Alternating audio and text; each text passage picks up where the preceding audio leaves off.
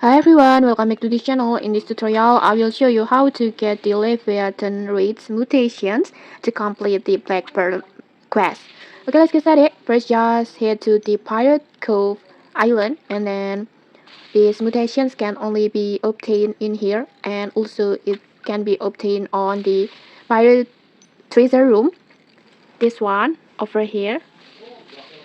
But the important thing is the fish type doesn't matter. Any fish is fine as long as it has the Leviathan Rage mutations. Since this is a mutation and since this is a mutation, the chances are pretty low. So to increase your odds, make sure to use a mutations totem or mutations potions before fishing. Like this. Just use mutations potions or mutations totem.